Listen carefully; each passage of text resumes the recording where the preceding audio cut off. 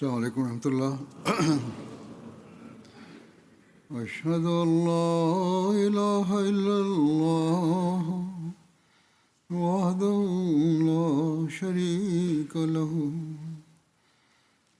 وأشهد أن محمدا عبده ورسوله أما بعد فأعوذ بالله من الشيطان الرجيم بسم الله الرحمن الرحيم الحمد لله رب العالمين الرحمن الرحيم مالك يوم الدين إياك نعبد وإياك نستعين اهدنا الصراط المستقيم صراط الذين أنعمت عليهم غير المغضوب عليهم ولا الضالين.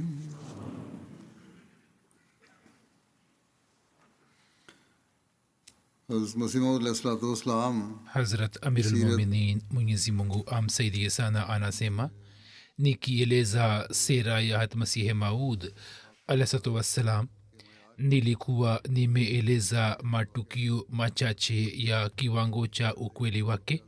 Leo pia nitaeleza matukio kadhaa.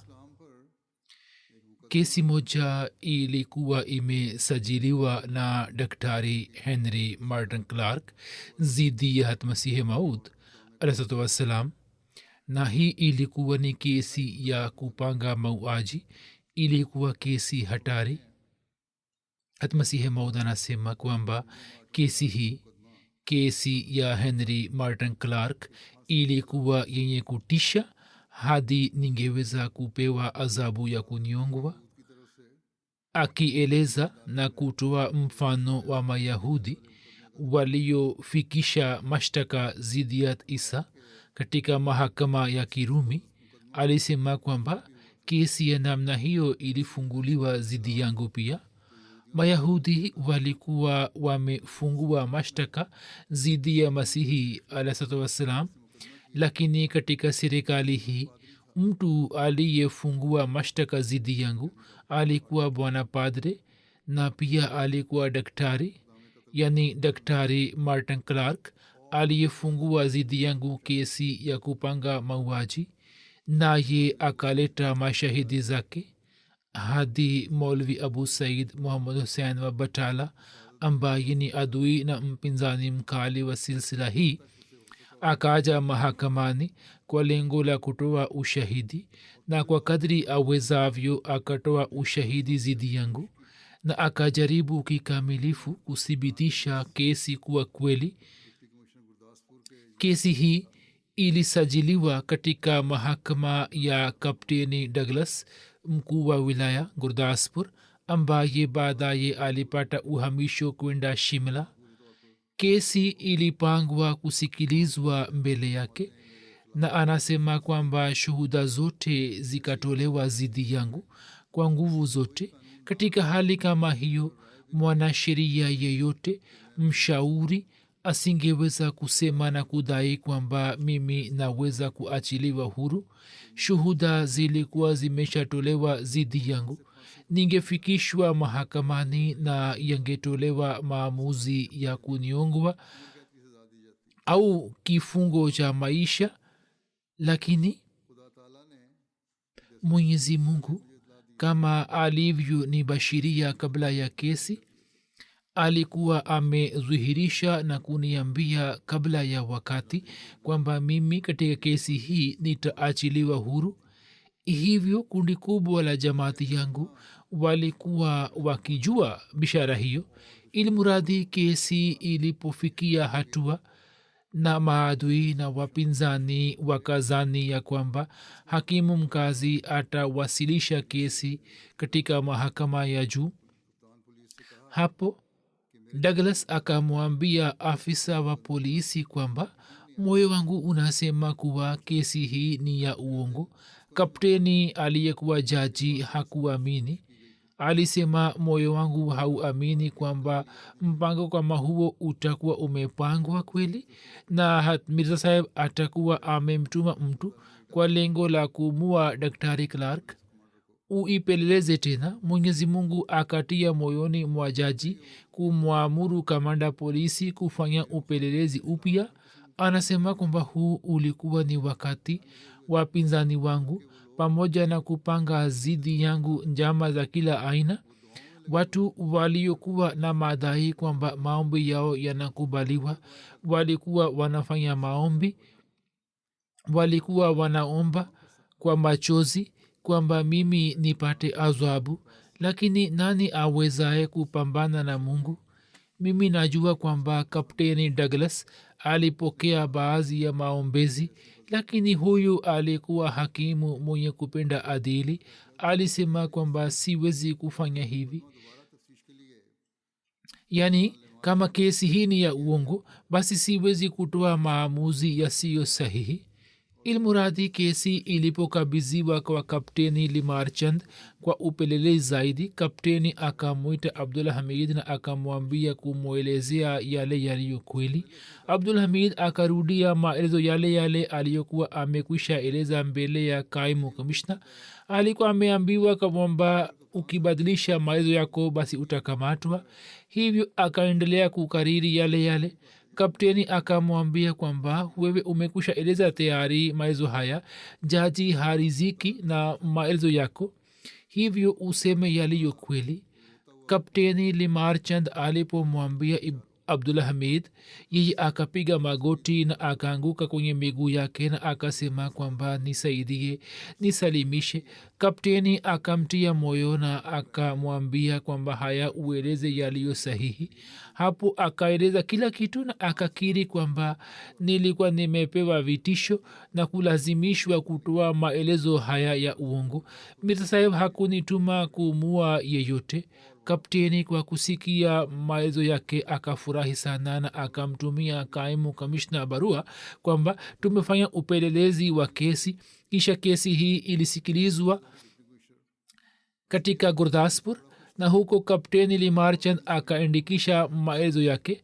hatmasimu anasema kwamba wakati ule nilikuwa naona mahakamani kwamba kaimu kamishna alikuwa amefurahi sana na alikuwa na hasira kuhusu wakristo waliokuwa wametoa shuhuda za uongo zidi yangu. akaniambia kwamba unaweza kujenga kesi zidi yao, lakini mimi kwa kuwa tabia yangu inachukia vitu hivi nikamwambia kwamba sitaki kufungua kesi na mashtaka zidi yao. kesi yangu imefunguliwa huko mbinguni. hapo wakati yule captain douglas akatoa maamuzi na watu walikuwa wamejumuika. jaji akasema kwamba hongera, wewe umeachiliwa huru. nilikuwa naona wakati ule dunia nzima ilikuwa adui wangu, na hivyo ndivyo itokavyo dunia inapoamua kukuuzi. ni mungu pekee anayewasalimisha waja wake wa kweli. mimi nilikuwa mkweli, hivyo mungu akanisalimisha. mtu mmoja aliyehudhuria kwenye kesi hii ameeleza kuhusu sifa ya ukweli ya hat masihe maud na kuhusu hulka zake tukufu ambaye alikuwa wakili na asiye ahmadia. jina lake lilikuwa maulvi fazldin.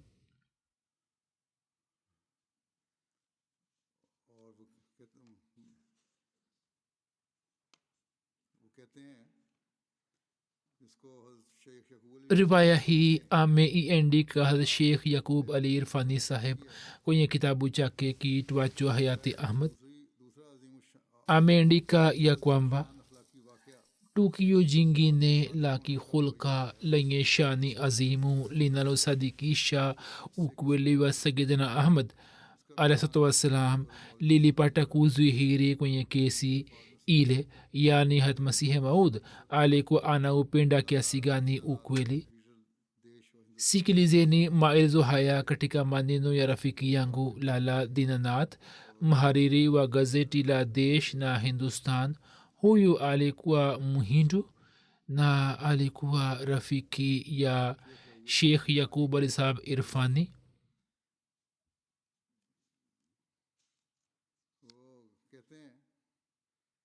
anasema ya kwamba alisema, je, unajua kwamba katika moyo wangu kuna heshima kiasi gani kuhusu mirza saheb? Mimi naona darja na cheo chake ni azim na kubwa sana, japo kuhusu madai yake kwa mujibu wa elimu yangu binafsi mimi ninaamini kwamba yeye amekosea kuelewa. madai yake si kweli, lakini ni mtu mwema mno kwa mujibu wa utu na utukufu. Huyu ni mtu mkubwa mno, na itikadi hiyo ilitokana na tukio moja lililotokea. Kisha anaeleza tukio hili, anasema kwamba hakim ghulam nabi zabdatul hukama unamjua na pia unamfahamu maulvi fazldin saheb wakili. haya ni maelezo ya yule muhindu mhariri. sasa hapo anaeleza kuhusu maulvi fazldin. anasema fazldin wakili unamjua. marafiki muda wa jioni walikuwa wakikutana katika nyumba ya hakim saheb. mi pia nilikuwa naenda huko. siku moja tulikuwa tumejumuika, ndipo kwa bahati ilitajwa habari ya mirza saheb. mtu mmoja alitamka maneno machafu zidi yake.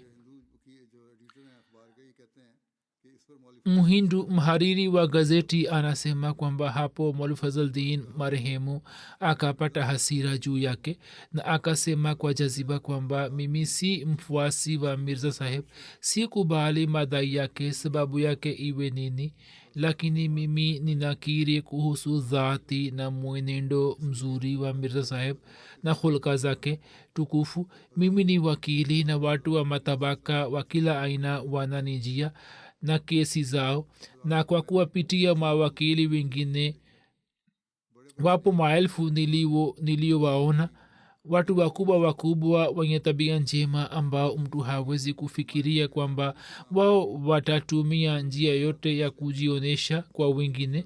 wao pia katika maswala ya kesi sawa na ushauri wa kikanuni walipoona haja ya kubadilisha kauli basi wakabadilisha. lakini katika umri wangu mzima nimemwona mirza saheb peke yake ambaye hakuacha ukweli. mimi katika kesi yake fulani nilikuwa wakili, na anazungumzia kesi ile ile ya padre henry martin clark. kwenye kesi ile mimi nilimpendekezea maelezo fulani ya kikanuni na nikamwonyesha. huyu alisoma na akasema kwamba humo kuna uongo. nikasema kwamba maelezo ya mshtakiwa hayahitaji kula kiapo na kikanuni ana ruksa ya kusema anachotaka. hapo huzur alisema kwamba kanuni imempa ruksa kwamba aeleze anachotaka, lakini mungu hampati ruksa. mungu hakumpatia ruksa kwamba huyu atamke uongo, na kanuni pia haitaki hivyo. basi sipo tayari kutamka kauli ya namna hii ambayo ni kinyume cha hali halisi.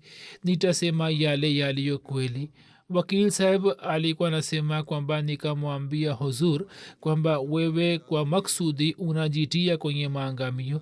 huzur akasema kwamba kujitia katika maangamio kwa maksudi ndiyo hiki kwamba mimi ili kujipatia faida ya kikanuni nitoe tamko lisilo sahihi na nimkasirishe mungu. hiyo siwezi kufanya hata kama itoke nini. lala dinanath alikuwa anasema kwamba maulvi fazldin alituambia kwa jaziba sana. juu ya uso wake kulikuwa na jaziba fulani na ujalali.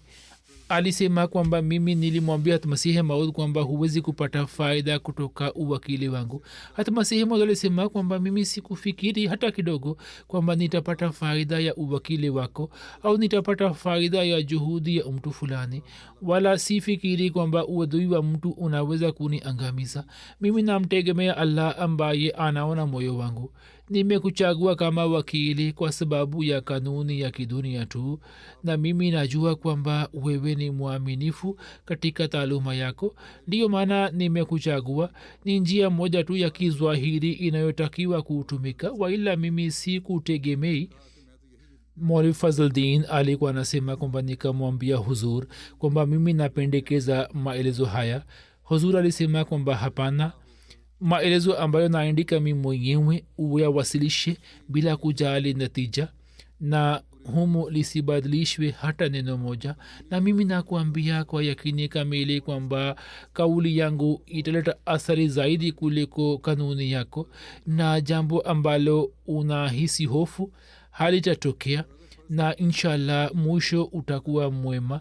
Na kama useme kwamba mwisho hautakuwa mwema kwenye jicho la dunia na mimi nitapata adhabu, mimi sijali, kwani wakati ule mimi nitafurahi kwa kuona kwamba mimi sikumwasi mola wangu. lala dinanath alikuwa akisema kwamba mwalimu fazldin saheb akamtetea mirza saheb kwa jaziba na kwa ikhilasi, na akasema kwamba kisha mirza saheb akaandika maelezo yake, na hii ni kudra ya ajabu ya mungu kwamba kama alivyokuwa akisema kwa maelezo yale yale akaachiliwa huru. mwalimu fazldin saheb akieleza kuhusu ushujaa na ujasiri wa mirza saheb wa kusema ukweli, na kwa ajili ya ukweli kukubali kwake shida za kila aina, akawaletea washiriki wa majlis hali ya ajabu kabisa. wote waliokuwa kule, wapinzani na wengine walikuwa wanampinga, wakanyamaza. hapo baadhi wakamuuliza mwalimu fazldin kwamba kama hii ndiyo hali, kwa nini hufanyi baiati yake? yeye akasema kwamba hiki ni kitendo changu binafsi, nini hamna haki ya kunihoji. mimi namwona yeye kuwa mtu mkweli na katika moyo wangu kuna heshima yake. kuhusu tukio hili kuna riwaya moja ya master nazir hussein saheb, anasema kwamba mwalimu fazldin saheb marehemu aliyekuwa wakili wa mahakama kuu, yeye alikuwa na uhusiano imara kwa hat masihi maud, na mara nyingi alikuwa anakwenda kufuatilia kesi za huzur. anasema kwamba yeye aliniambia ya kuwa yeye anamchukulia hat masihi maud kama mtu mkweli mwenye daraja ya juu, na nilipomuuliza zaidi akanisimulia tukio moja la hat masihi maud, na akaniambia kwamba sisi tulikwenda kufuatilia kesi moja iliyokuwa baina ya hat masihi maud na deputy martin clark. kesi iliposikilizwa, mtu mmoja aitwaye abdul hamid akatoa ushahidi kwamba hat masihi maud alikuwa amenituma kumua martin clark. mwalimu fazldin saheb marehemu wakili wa lahor akiwa wakili wake akamwambia huzur kwamba wewe useme mahakamani kwamba mimi simjui abdul hamid, mengine tutaangalia sisi wenyewe, wewe sema tu kwamba wewe humjui abdul hamid. wakili alikuwa anasema kwamba sisi tulimhakikishia huzur kwamba huzur akisema hayo tu basi ataishinda kesi, la sivyo hawezi kuachwa huru. wakil saheb alikuwa anasema kwamba huzur baada ya kusikia mapendekezo yetu alisema kwamba nimekuja duniani ili kustawisha ukweli, sitasema uongo hata kama ni niongwe.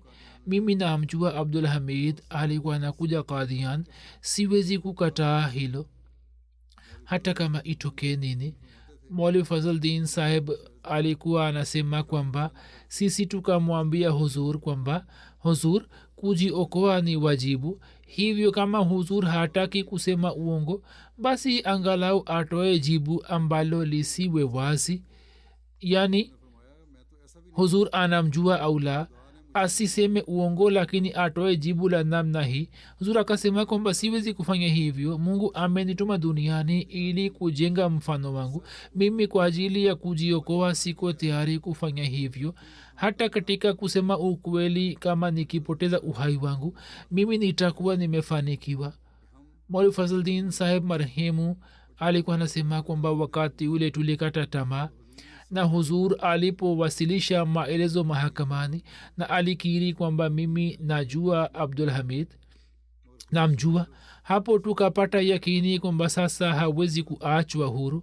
lakini nusura ya mungu aliyojaaliwa huzur katika kesi ile, kwa kuona msaada nusura tukashangaa mno namna allah alivyomsaidia mja wake, na yeye akiachiliwa huru katika kesi ile hatari akafanikiwa. hat masihi maud anasema maswahaba wa mtume salallahu alaihi wasallam walichinjwa lakini hawakusita kusema ukweli na haki. Walipata ushindi ambao mfano wake haupatikani duniani. sababu yake ikoje? walikuwa na ikhilasi, walikuwa na ukweli, walikuwa na unyofu. wanakuwepo waja wa namna hii ambao wanakuwa yakini juu ya mungu na kwa ajili ya mungu wanasema haki. wanajua kwamba nusura ya mungu itawafikia, hivyo hawasemi uongo na wanasema haki. nikiulizwa kwamba wewe unadai kuwa masihe maud, kisha mimi niwaambie watu kwamba ninatoa jibu gani? kazi haiwezi kwenda mbele isipokuwa kwa ukweli na kwa hima. kesi nyingi zilifanywa juu yangu, lakini mwisho wake ukoje? je, yupo awezaye kusema kwamba mimi nikihofia haya niwe nimerudi nyuma? huu ni ushirikina. mimi nina yakini kwamba mungu yupo na huwasaidia waja wake waliohilisika. nasema kweli kweli kwamba mtu anatamka la ilaha illallah kwa moyo wake wa kweli, mungu anakuwa pamoja naye. islam ndiyo dini inayomwezesha mtu kupata sifa hii. yeyote atakaye sema kwa moyo wa kweli atasalimishwa. kuna ushahidi wa rafiki yake ambaye alikuwa namjua tangu utotoni. anasema kwamba mimi nimemwona mirza ghulam ahmad tangu utotoni. mimi na yeye tuna umri mmoja. kuitembelea Qadian kumekuwa kawaida yangu. hata saizi pia naona tabia na mwenendo mzuri alionao muda huu, zamani pia alikuwa nazo. anaeleza kuhusu maisha ya masihi maud. anaandika kwamba ni mtu mwaminifu mwema, bali mimi nazani kwamba parmishwar yani mungu ameshuka katika ardhi kwenye sura yake na parmishwar anaonyesha shani yake. mwanaye mkubwa mirza sultan ahmad saheb anaandika kwamba baba yetu muda wote alikuwa akijituma katika kazi ya dini. watu wa nyumbani walikuwa wakimwamini, watu wa kijiji pia walikuwa na imani juu yake. kwenye familia waliokuwa wapinzani wao pia walikuwa wanakiri wema wake. katika mizozo walikuwa wanasema kwamba mirza akisema jambo sisi tutalikubali. kila mtu alikuwa akimwona kuwa mtu mwaminifu na mkweli. hata musleh maud anasema kuhusu hata masihi maud, ilikuwa wazo la baba yake kwamba atawezaje kujikimu. hawezi kusimamia mambo ya jaidadi wala hataki kuajiriwa. kulikuwa na mkalasinga mmoja kutoka kijiji cha jirani.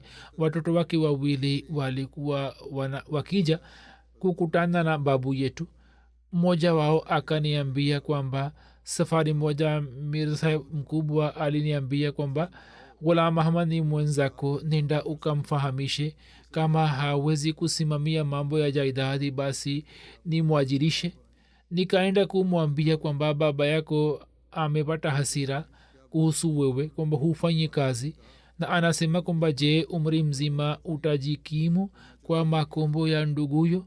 nikifa utafanya nini? kama unataka unapenda basi ni kuajirishe. hatmasihe maud baada ya kumsikia akasema, baba yangu ana wasiwasi bure tu, nenda ukamwambie kwamba ajira nimeshapata tayari. japo babu yetu alikuwa mtu wa dunia, lakini mkalasinga anasema nilipoenda kumwambia kauli hatmasihe maud amesema haya, yeye akanyamaza na kisha akasema kwamba kama amesema haya mirza ghulam ahmad mwanangu amesema kweli, yeye hasemi uongo. mirza bashir ahmad saheb anaeleza ya kwamba ninakumbuka vizuri na siwezi kulisahau tukio hili kwamba mwaka 1916 bwana walter aliyekuwa katibu wa all india ymca na kwa ajili ya kufanya tahkik kuhusu silsila ahmadia alikuwa amekuja Qadian.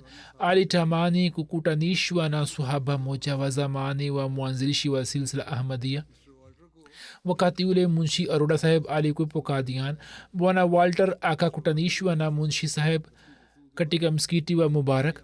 bwana walter baada ya kumjulia hali akamuuliza munshi saheb akisema kwamba ni hoja gani kuhusu ukweli wa mirza ambayo imekuathiri munshi saheb akasema kwamba mimi si msomi sana, sijui hoja nyingi za kielimu, lakini jambo ambalo lilinivutia sana lilikuwa ni dhati ya masihi maud.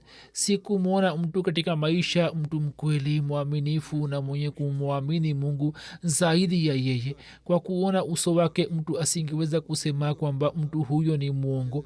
mengine nilikuwa naona uso wake tu, sina elimu ya hoja nyingi. Na akisema hayo munshi saheb marehemu akashikwa na hisia za ajabu na akaanza kulia kwa machozi na akapata kwikwi. wakati ule hali ya bwana walter ilikuwa ni ajabu sana. uso wake ulikuwa mweupe misili ya shuka inayooshwa, na baadaye alienda kuandika kisa hiki kwenye kitabu chake ahmadia movement, na aliandika kwamba mtu ambaye kwa kupitia nguvu yake tukufu awe amebadilisha watu kiasi hicho, mtu huyo hatuwezi kumwita kwa jina la mdanganifu. Hazmia rahim baksh saheb anaeleza ya kwamba mtu mmoja muhammad ibrahim ahmadi alikutana nami, nikaongea naye mambo machache na nikakubali. usiku nikaona ndoto kwamba sisi ndugu wanne tumepotea njia kwenye pango la mlima na hatupati njia. mimi nikapanda upande na nikaaja juu, nikaona gari la moshi inakwenda mbele, lakini ni juu sana kutoka ardhi. nikashangaa kwamba nipande vipi. juu mtu mmoja amesimama ananiambia kwamba kamba inayoninginia kutoka mbinguni, shika kamba na unaweza kupanda juu. anasema asubuhi ibrahim saheb akanijia, nikamsimulia ndoto yangu. hii akafungua qurani na akaniambia mafhum ya aya watasimu bihablillah, yani shikeni kamba ya mungu kwa nguvu. mimi nikaandika barua ya baiati, nikapata majibu kwamba baiati yako imekubaliwa, lakini uje kuitembelea Qadian. nilipokea jibu hili kutoka kwa masihi maud au kutoka kwa katibu wake. wakati ule ule nikajiandaa kwenda Qadian. kwenye kituo cha amritsar nilipopanda gari iendayo batala, makala singa wawili watatu walikuwa pamoja nami katika behewa. walikuwa wazee sana. wakaniuliza unakwenda wapi? nikasema naenda Qadian. wakasema kwamba Qadian kijiji cha mirza? nikasema ndio, naenda huko. niambieni mtu huyo ni wa namna gani? japo nilikuwa nimeshaona ndoto, lakini nikawauliza ili kujirizisha zaidi. nikasema kwamba huyu mtu wa namna gani? walisema kwamba ni mashuhuri sana, anadai kuwa mungu. hii ilikuwa ni fikira yao tu, sawa na akili yao. waila dai la masihi maud lilikuwa ni hili kwamba nimefunuliwa na mungu na nimetumwa na yeye ili kuwaita watu kwake. anasema kwamba japo nilikuwa nimeshafanya bayati, lakini nilitaka kuwatania na nikasema kwamba mimi namjua mirza saheb katika mji wa Sialkot. yeye na baba yangu walikuwa wanafanya kazi kwa pamoja, na wakiwa pamoja walikuwa wakivuta bangi. niliwaambia kama utani tu. mwanzoni mtu anakuwa na imani dhaifu, na anasema nilipotamka maneno haya makarasinga wakasema kwamba mia usiseme jambo hili, mtu huyu ni mwema sana na ni mwaminifu mno, ni mashuhuri sana hadi watu wanatoa mfano wake. mtu akisema ukweli watu wanasema kwamba je, wewe ni mtoto wa mirza ghulam murtaza? huyu amekuwa mfano wa ukweli katika jamii. alikuwa anacheza pamoja nasi utotoni, alikuwa anatusimulia kitabu, alikuwa kijana wa kiongozi. masihi maud alikuwa kijana wa kiongozi wa Qadian. tulikuwa tukimheshimu. siku hadi siku akaendelea kubadilika. tulikuwa tukimheshimu kwani alikuwa mtoto wa kiongozi, lakini akaendelea kubadilika na zama ikamvadia, akaanza kukaa ndani. alikuwa hatoki nje, akaendelea kutengeneza uchawi. wanakwepo baadhi wenye wasiwasi, wanakuwa hawajui chochote kuhusu dini, hivyo fikira yao ilikuwa ni kwamba anakaa ndani na kutengeneza uchawi, na kisha akasambaza uchawi wake hadi maili 4 pembezoni mwa Qadian. mtu wa dini akija kwake anathibitisha dini yake kuwa kweli zidi ya dini yake na anabatilisha dini yake, anasema nimetoka mbinguni. Makala Singa wakamwambia hayo, anasema kwamba mimi nikasikia na kisha nikafika Kadhian na nikaenda kwenye idara ya dhifa. Vijana watatu wanne wakanipokea. Anasema kwamba ngoja mimi nikafikiri kwamba ngoja ni wajaribu hawa kama chaguo langu ni sahihi au la. Nilianza kuongea nao kwa lahja kali, lakini wao wakaongea nami kwa upole na kwa hulka njema. Nia yangu ilikuwa ni kupima malezi yao. Nikawaambia kwamba mimi nikasema kwamba nataka kumwona Mirza Saheb. Wakasema kwamba amekwenda kufanya matembezi, ni vigumu kumpata saizi. Katika harakati za kutembea Kadhian na mitaa yake nikachoka. Kwa sababu ya joto kali nikaamua kurudi. Bado hakuwa na imani imara. Njiani nikakutana na mwarabu mmoja, akasema bwana, umekuja Kadhian, usirudi bila kumwona Mirza Saheb. Kama umekuja umwone kisha uende. Zama hii hutapata tena. Watu watakuja lakini hawatampata mtu huyo. Ni nafasi nzuri hivyo umwone halafu uende. Mimi sikujali jambo lake. Nikamwambia mtu wa gari la farasi kwamba turudi. Katika muda huo azana ilitolewa. Nikasema kwamba ngoja ni swali halafu nitaondoka. Nilipofika miskitini nikakutana na mwarabu yule yule ambaye alikuwa amenishauri kwamba nisiondoke. Aliniambia kwamba ndugu yangu, nimeendelea kufanya maombi kwa ajili yako kwamba Mungu akubakishe hapa hapa ili umuone huzur. Hii pia ilikuwa ni ikhlasi ya yule mwarabu. Aliendelea kufanya maombi kwa ajili yake kwamba asiondoke mpaka amwone huzur.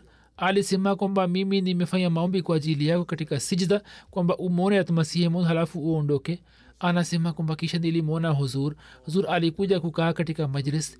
Nilikuwa nimesimama mbele yake na wakati yule nilikuwa nimenyoa kichwa na ndevu na mashrubu. Huzur alikuja kuketi akiinamisha kichwa chake. Nilisema moyoni kwamba sitapata yakini kamili mpaka nione uso wake. Japo nilikuwa nimefanya bayati kwa barua, lakini wakati ule nilikuwa sikupata yakini kamili. Baada ya muda huzur aliniona. Nikasema moyoni kwamba huyu ni mkweli kabisa. Kisha akaniona tena. Nikasema amanna, nimemwamini na nimemsadikisha. Na mara ya tatu aliponiona, anasema kwamba mimi nikajitolea kwake. Kisha swala ilisaliwa. Huzur mara baada ya swala alitaka kuingia ndani. Mtu mmoja alikuja kusimama mlangoni, akasema huzur niombee. Alisema kwamba wewe ni katika baiati yangu, mimi hata nawaombea maadui zangu.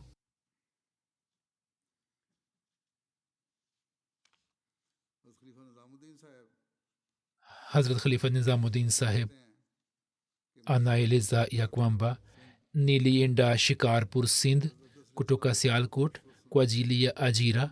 Nilisikia kelele nyingi zidi ya Masihi Maud.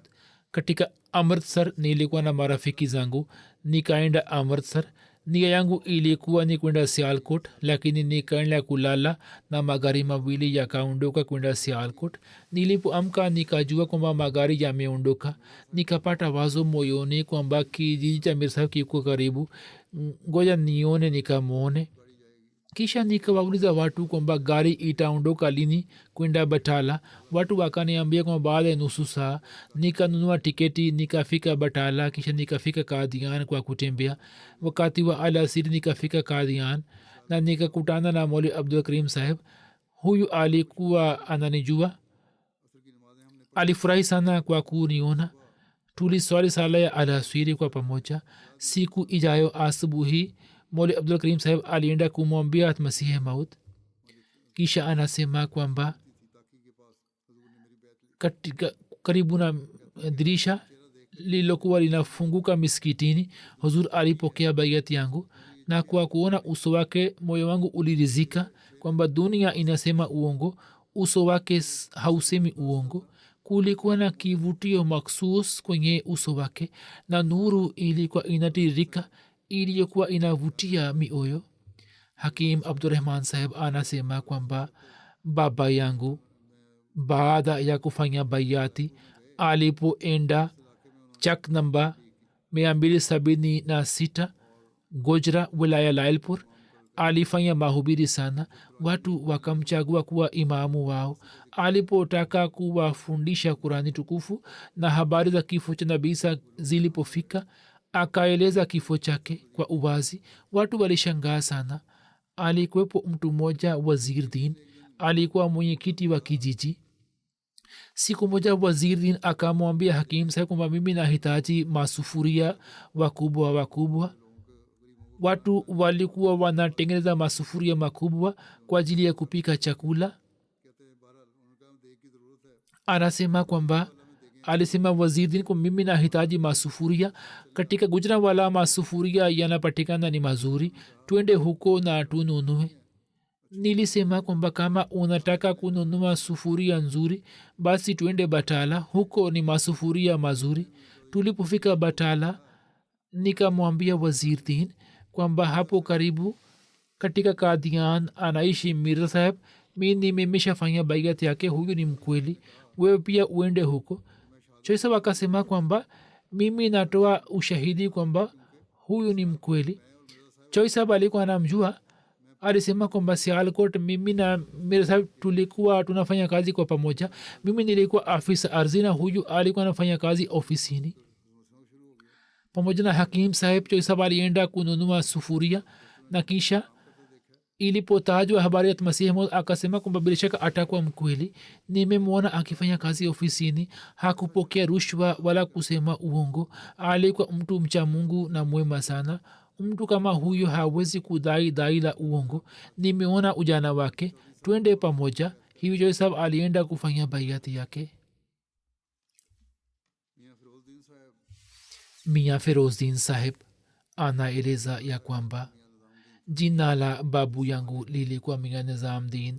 Katika zama ambapo Masihi Maud alikuwa amekuja Sialkot kwa ajili ya kufanya ajira, babu yangu alikuwa amemsaidia katika kupanga nyumba kwenye mtaa wa Salu Gujar.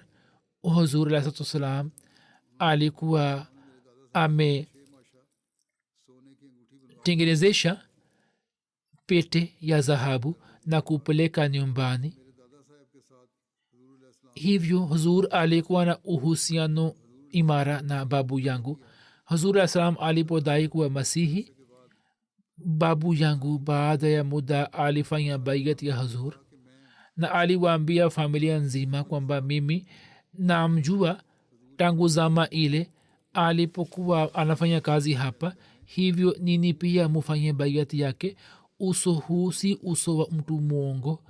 Hivyo anasema kwamba 1892 familia yetu nzima ilifanya baiati. Mirza Bashir Ahmad saheb anaeleza riwaya moja.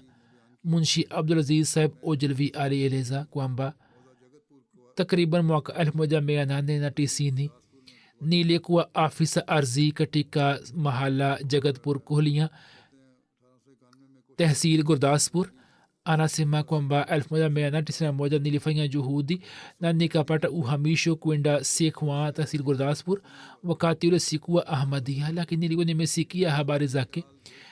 Nilikuwa si pingi yeye, lakini wazo lilikuwa hili kwamba maulama wote ni wapinzani wake.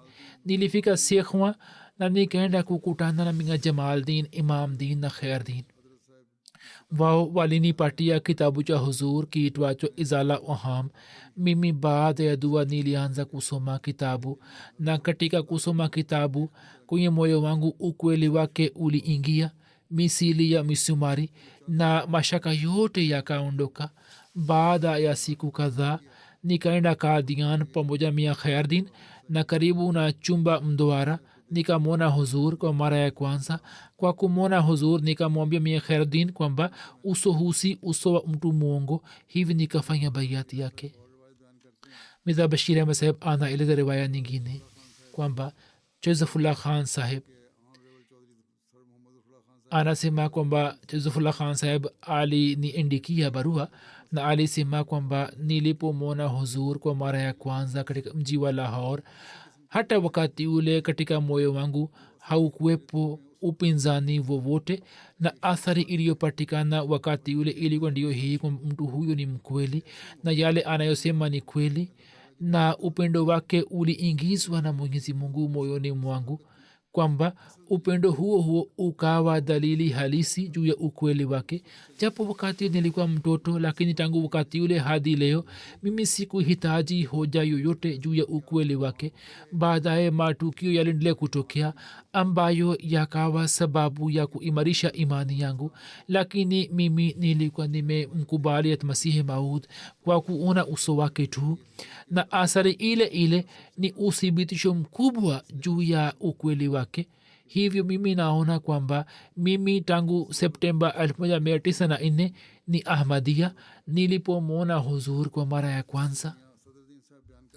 vivyo hivyo Mia Sadruddin saheb anaeleza kwamba wakati nilipofanya bayat nilimwambia baba yangu kwamba je, unajua kwamba kwa nini watu wanakuja Kadian kwa kutumia magari ya farasi?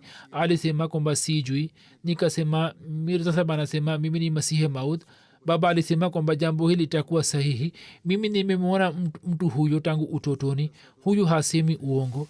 hata masihi maud anasema kwamba sasa muone mwenyezi mungu ametimiza hoja yake juu yenu kwa njia hii, kwamba akisimamisha maelfu ya hoja kuhusu madai yangu amewapatieni nafasi kwamba mutafakari mtu huyu ambaye anawaiteni kwenye silsila ni mtu mwenye maarifa ya aina gani, na nini hamwezi kuleta aibu wala madoa ya uzushi na uongo kuhusu maisha yangu, ili mufikiri kwamba mtu ambaye amezoea kutunga uongo na uzushi atakuwa amesema uongo tu. ni nani awezaye kuleta madoa na aibu kuhusu maisha yangu? hii ni fadhili ya mungu kwamba alinijalia ucha mungu tangu mwanzo, na ni hoja kwa wale wenye kutafakari. hata masihi maud akitusihi anasema kwamba kumbukeni ya kwamba ukweli unapoleta athari yake kikamilifu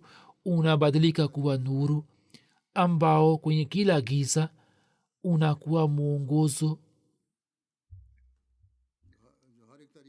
unakuwa mwongozo kwa wale wanaouchagua, wanaoushika, na unawasalimisha kwenye kila mushkil. mwenyezi mungu atujalie kwamba tukielewa uhakika huo tuweze kusimama kidete juu ya ukweli, na daima tuweze kufuata viwango vya juu vya ukweli.